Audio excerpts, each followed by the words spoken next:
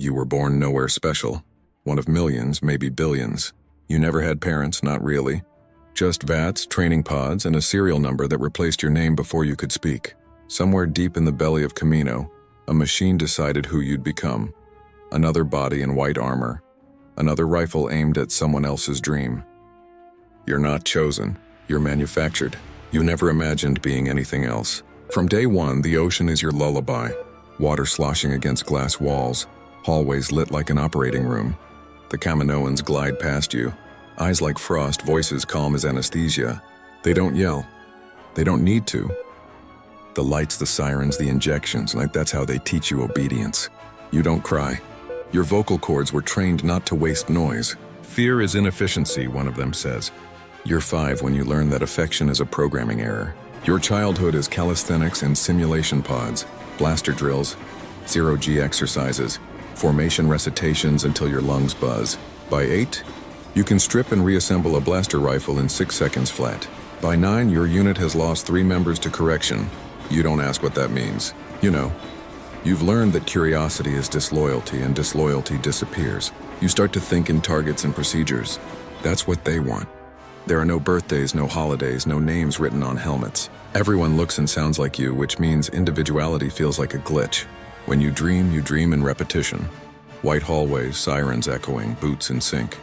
You wake up and the same face is staring back from the next bunk.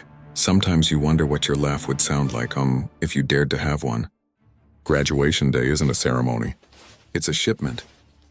Rows of you stand silent, polished, armed, categorized by height and reflex speed. They pack you into a transport bound for some imperial outpost you've never heard of.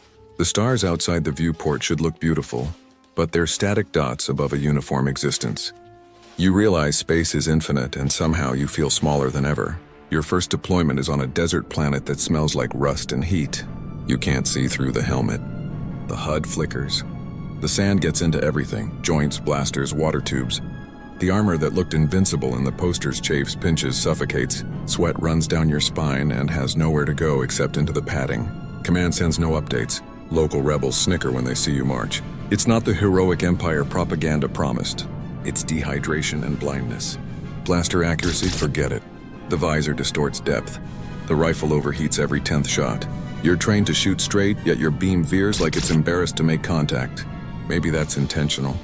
Maybe the Empire wants you inaccurate. Expendable labor, not precise soldiers. When your commanding officer yells, "Hold formation," you don't even know who you're aiming at anymore. The dust is too thick. The battlefield too absurd. Somewhere, propaganda footage will show your unit's victory. You'll never see the edited version, but you start in the failure reel. Meals come in paste form, gray and tasteless, squeezed from packets with serial numbers matching your squad. You can't eat without removing your helmet, but protocol forbids unsealing it outside quarters. So you sit in silence, unscrewing your visor just enough to inhale, not enough to feel human. When you sleep, your armor stays on. Easier for deployment, harder for sanity. You wake with skin raw from friction. Once you glimpse your reflection in a ship panel, you look less like a man and more like containment equipment. You think about the rebels, not their goals and their faces. They look alive. They laugh even when they die. You watch from sealed glass as one of them, captured and defiant, spits at a commander's boots, a dangerous gesture. But she chose to spit. You envy her more than you pity her. The most freedom you'll ever experience is the moment before someone orders you to raise your weapon again. Promotion comes when your squad shrinks. Fewer survivors mean quicker advancement. Your new insignia isn't earned, just inherited from the corpses at your feet. Troopers disappear in raids underground or from disciplinary reassignment. You never see them again. Some say they're transferred to better posts. Some whisper experiments. You stop asking. You've seen what happens to people who still believe the Empire rewards loyalty. They end up missing an eye or a heartbeat. Then there's the helmet, your prison and your identity. The world outside sounds like wind through static. Voices warp, sunlight blinds. You forget what fresh air feels like. On crowded ships, you all reek of coolant and sweat. But you never notice because the filters deaden scent. One day it malfunctions mid-combat. The stench hits you like a corpse waking. You retch inside the mask and no one cares. Disgust like compassion isn't efficient. The propaganda hollows keep playing. Parades of triumph, imperial march swelling, officers bathed in artificial glory. None of the films show the stormtroopers cleaning latrines with their gloves still wet with blood. No one films the panic when an AT-AT crushes its own platoon because of faulty commands. You're not in the narrative. You're the background noise, the white blur that dies to make villains look powerful.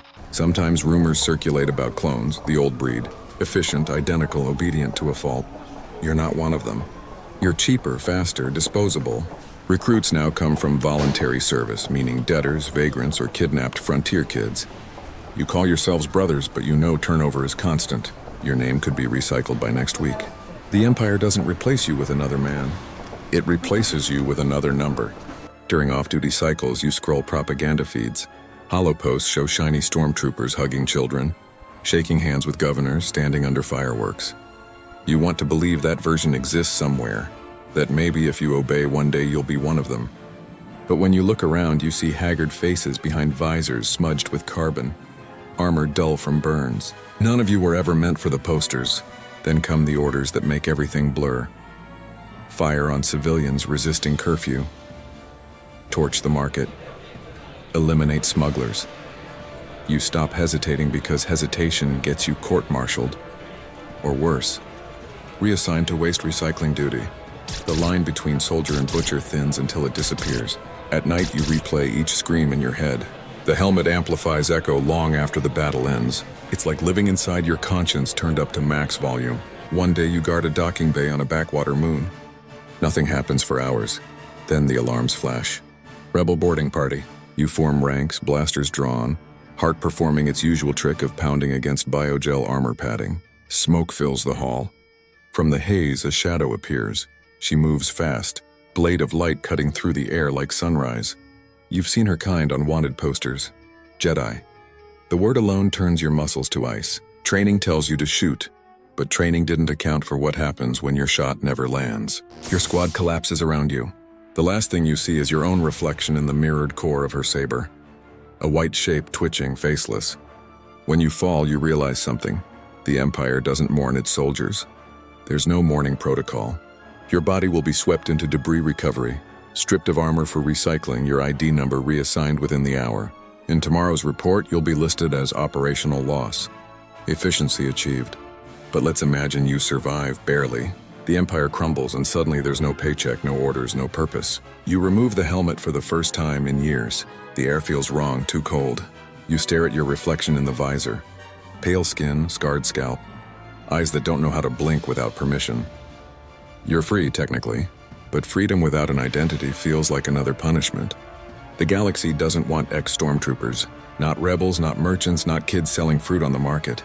You're the ghost of a regime people want to forget. You wander outer rim planets where your armor marks you as a target. Children throw rocks. Drunks spit. Soldiers laugh. You sleep in alleys, helmet under your arm like a shame you can't wash off. Sometimes you sell fragments of your armor for food. The pieces feel lighter every time, like shedding sins one screw at a time, but you can't sell the memories. They hum like static behind your eyes. You wonder, if someone cloned you again, would he make the same mistakes? He would, because he wouldn't know any better either. Years later, someone tells your story in a tavern. Not your story exactly, just a version of it. You overhear. Stormtroopers couldn't even hit their targets, ha! Everyone laughs. You pretend to laugh too. It's easier than explaining that most of the time you weren't supposed to hit, that your misses were manufactured, choreographed by fear and incompetence. You let them laugh. It's the first time that sound doesn't sting. Maybe infamy is your only immortality. Behind every white helmet is famine, coercion, and conditional existence. No songs, no medals, no monuments. Just the endless reproduction of obedience. And yet, somewhere in that machinery, you once had a heartbeat that wanted more. A name, a sunrise. All crushed into anonymity by armor so polished it reflects everyone but you. So why does it suck to be a stormtrooper? Because you are mass-produced obedience trapped in a galaxy that treats life like spare parts. Because every story needs henchmen, and no story ever asks what happens to them when the credits roll. Because even legends need filler graves. You were number TK-421, or maybe not. You don't remember. They made sure of that. Somewhere, another recruit puts on your armor. Same visor, same promise. He doesn't know your name. He doesn't need to. The Empire may have fallen, but its design endures. Identical, replaceable, efficient misery. You walk away from the wreckage, unburdened yet hollow, knowing the truth few ever see. The truth is, for every hero who saves the galaxy, 1,000 forgotten stormtroopers die faceless, nameless, meaningless. And sometimes what really sucks is realizing you were the galaxy's background noise all along. Want to know who had it worse? Check out Why It Sucks to Be a Jedi Youngling in the Clone Wars, coming next in the archive.